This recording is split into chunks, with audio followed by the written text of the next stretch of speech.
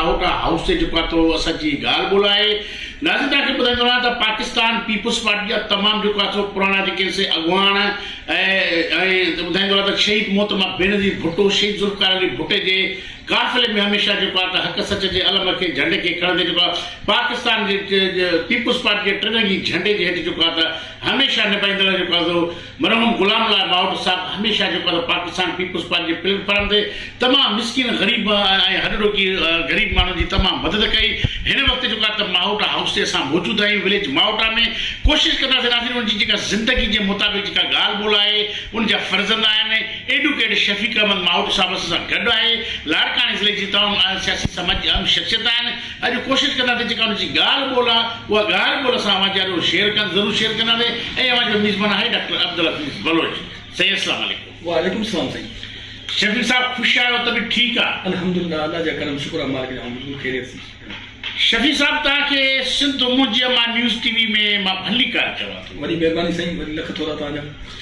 शफ़ीक साहब अचूं था त चाचा मरहूम गुलाम अल्लाह माहोटो हमेशह जेको आहे त ग़रीब मिसकीन माण्हुनि ऐं पाकिस्तान पीपुल्स पार्टी जे टिरंगी झंडे में हमेशह हितां जे ग़रीब मिसकीन माण्हुनि सां हुनजो तमामु मोहबत जो हिकिड़ो किरणो हुयो। हिन वक़्तु उहो मौजूदु न आहे, पर हुनजे ज़िंदगी जूं जेके कुझु घड़ियूं आहिनि ऐं अवां हुनजा फर्ज़ंद आहियो उहे असां ज़रूरु शेयर कयो। जी साईं, हिन हवाले सां मां चवां थो मुंहिंजो बाबा तमामु रहमदिल शफ़ीक ऐं सियासत लेवल ते तमामु जेको आहे आवाम जी ख़िदमत कंदड़ ऐं 1976 मुंहिंजो अंदाज़ो 1976 खां भुट्टे साहिब सां गॾु रहिया। वरी पोइ मोहतरमा शहीद बेनज़ीर भुट्टो साहिब सां गॾु रहिया ऐं उहा ई सोच उहा ई तमन्ना रखी करे मूंखे आवाम जे लाइ कुझु करिणो आहे। उहा ई सोच इंतिहाई नफ़ीस ऐं नरम दिलीअ सां ऐं पंहिंजी सचाई सां आवाम जी ख़िदमत कंदा रहिया। अॼु ॾींहं ताईं हू पाण हिन वक़्तु कोन्हनि, पर हुन जूं ॻाल्हियूं हुन जूं जेके कयल शयूं असांजे साम्हूं ईंदियूं आहिनि। यादगिरी ईंदी आहे ज़ाहिर वालिद साहिब हो, उहा असां कंदासीं ऐं हुनजो हे ॻोठ त छा पर लाड़काने सॼे जे लाइ पंहिंजे असांजे बाबा जन जी जेका जिदोजहद कोशिशूं उहे साम्हूं निर्वाह ठही बीठियूं आहिनि। उनजो पार्टी वर्करनि खे बि ख़बर आहे केतिरो बाबा जन पार्टी वर्करनि जे लाइ घणो कुझु कयो। इज्तिमाही कम हुनजे हिसाब सां पार्टी खां वरिता विया आवाम जे लाइ, आवाम जी ख़िदमत जे लाइ बाबा जो घणो कुझु जेको आहे बाक़ाइदे पाण पतोड़ियो। शफ़ीक साहब, साईं चाचा गुलाम अल्लाह माहोटे जे विढ़ण खां पोइ मां सम्झां थो त वॾो ख़ाल पैदा थियो आहे ऐं तव्हां हुनजी कमी कीअं महसूसु करे रहिया? साईं बिल्कुलु कमी असां महसूसु करे रहिया आहियूं ऐं इन जो ख़ाल बाबा जन जो ख़ाल अॼु ॾींहं ताईं कोई पूरो न करे सघंदो। मुंहिंजो जेको अंदाज़ो आहे हू मुंहिंजो बाबा, मां ईअं चवंदो त मुंहिंजो बाबा हिकु फ़रिश्ते जे हिन में हू पंहिंजी ज़िंदगी सॼी अछे कपिड़े वांगुरु गुज़ारे विया।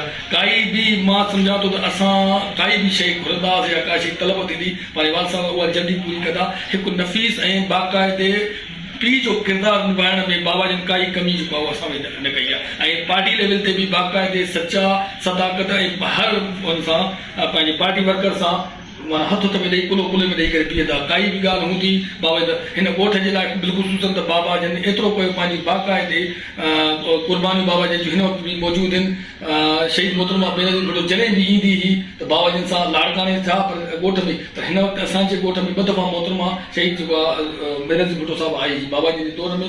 उन खां बाद पंहिंजो ज़ुल्फ़िकार ऐं पंहिंजो बिलावल भुट्टो साहिब जन बाबा जन जे दौर में ई आया हुया। पोइ तंहिंखां बाद बिलावल साहिब जन बाबा जन जे वहे खां पोइ ताज़ीज़ करणु आया। पर तमामु बाबा जन जूं क़ुर्बानियूं लाज़वाब क़ुर्बानियूं आहिनि पार्टी लेवल ते जेके असां ॾिसां नथा सघूं। नाज़रीन वठंदा रहे हिकिड़ी नंढड़ी शॉर्ट ब्रेक असां सां गॾु रहे।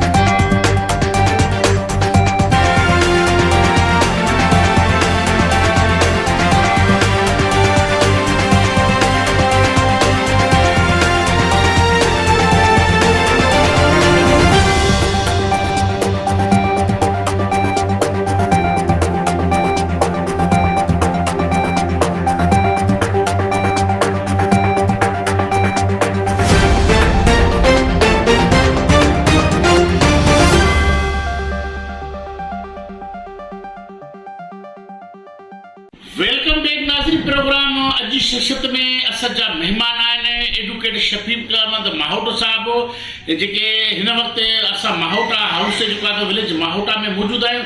नाज़रीन तव्हांखे ॿुधाईंदो रहां त पाकिस्तान पीपुल्स पार्टी जा तमामु सीनियर अॻुवान मरहूम गुलामुल्लाह माहोटो हमेशह जेको आहे तो शहीद राणी मोहतरमा बेनज़ीर भुट्टो जे काफ़िले में शहीद ज़ुल्फ़िकार अली भुट्टो जे काफ़िले में हमेशह रही करे हितां जे अवाम जी ख़िदमत कई आहे। अॼु उहो हिन वक़्तु मौजूदु न आहे, पर उन जी जेके यादगिरियूं आहिनि ऐं उन जो जेको किरदारु आहे, जेका ख़ुशबू आहे, हिन वक़्तु उहा गूंजिजे थी। हींअर माहोट हाउस ते असांजी ॻाल्हि ॿोल आहे। एडवोकेट शफ़ीक अहमद माहोट साहिब सां गॾु आहे। कोशिशि कंदासीं नाज़रीन त प्रोफाइल जे हवाले सां जेके ॻाल्हियूं आहिनि चाचा साईं जूं उहे असां तव्हांजे ज़रूरु शेयर करावे। शफ़ीक साहब अचो पिया त हींअर जेको अवांजो हीउ जेको विलेज आहे उनजी पॉपुलेशन केतिरी आहे, कहिड़ियूं शयूं चाचा जे दौर में ॾिनियूं वयूं? साईं हिन वक़्तु तक़रीबन असांजे माहोटा विलेज जी तक़रीबन 3,500 पॉपुलेशन थींदी। बाक़ी बाबा जन जे बि बाबा जन ॻोठ जे हिसाब सां वॾा बि हुआ, सरबराह बि हुआ, उन हिसाब सां पार्टी लेवल जे हिसाब सां बि बाबा जन जो हिते लसर वयो आहे। ऐं जॾहिं मोहतरमा मूंखे जेतिरे ताईं यादि आहे त मोहतरमा शहीद मोहतरमा बेनज़ीर भुट्टो साहिब जे नाई साम्हूं असांजो ट्रांसफार्मर लॻा, असांजे उताग जे साम्हूं हिते जलसो थियो हो। पोइ मोहतरमा पाण ख़ुदि आई हुते जलसे में। उन दौरान असांजे जलसे में जेको असांजे ॻोठ खे जेको आहे बाक़ाइदे मोहतरमा नवाज़ो आहे बाबा जे थ्रू। माहोटा पुल आहे जेका हिन वक़्तु रेसनाल ठहियो आहे, उनखे पुल न हूंदी।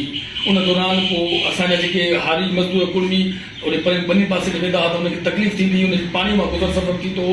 सियारो हूंदो हो, ऊन्हारो हूंदो, ऊन्हारे में पाणी जो चाढ़ हूंदो हो, उन सिलसिले करे काफ़ी तकलीफ़ ईंदी हुई।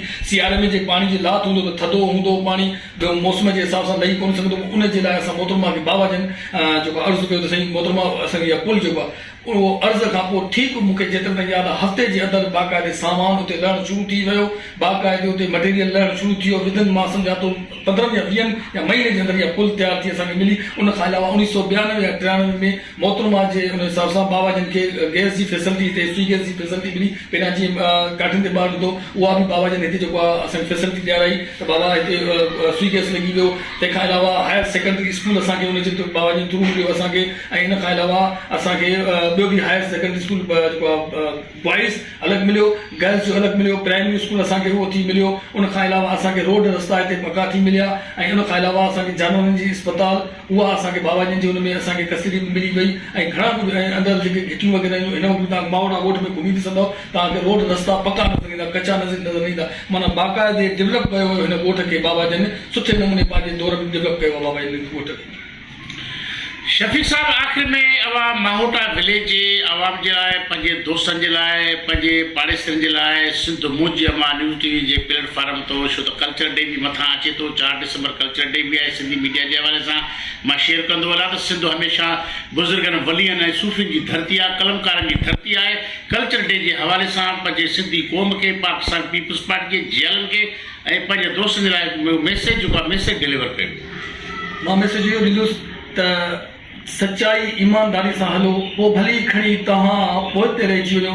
छो जो सच कॾहिं बि जेको आहे न लिकंदो न आहे।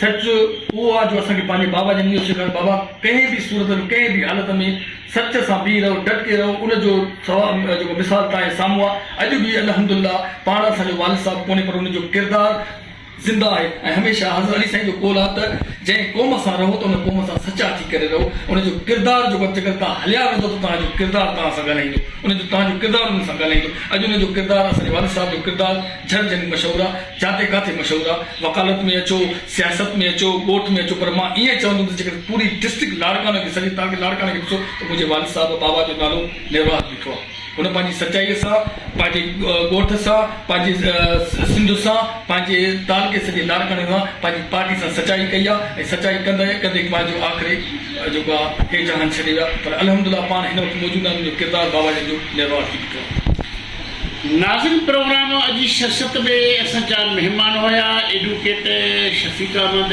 माहोटो साहिबु। नाज़रीन तव्हांखे ॿुधाईंदो आहे त पाकिस्तान पीपुल्स पार्टी जा तमामु सीनियर अॻुवान फाउंडर मेंबर जेको आहे त मरहूम गुलामुल्लाह माहोटो जो तमामु हिकिड़ो सुठो बहितरीनु किरदारु रहियो।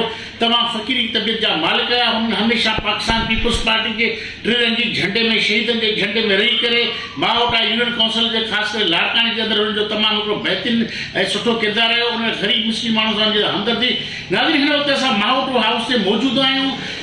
मरहूम गुलामुल्लाह एडवोकेट जूं जेके क़ुर्बानियूं आहिनि, जेके यादगिरियूं आहिनि, उहे असां सिर्फ़ु मुंहिंजे मां न्यूज़ टीवी जे प्लेटफॉर्म ते असां शेयर कयूं आहिनि। नाज़रीन कोशिशि कंदासीं त उन जी ज़िंदगी जे हवाले सां जेके फुटेज वग़ैरह आहिनि शहीद मोहतरमा बेनज़ीर भुट्टो भुट्टे ख़ानदान सां आहिनि, इंशाअल्लाह उहे फुटेज बि असां जेको आहे सो डिलीवर कंदासीं। नाज़रीन ईंदड़ वक़्त जे लाइ कैमरामैन अली नूर सां गॾु डॉक्टर अब्दुल हफ़ीज़ बलोच खे ॾींदा इजाज़त। सिंध सलामत, साथ सलामत।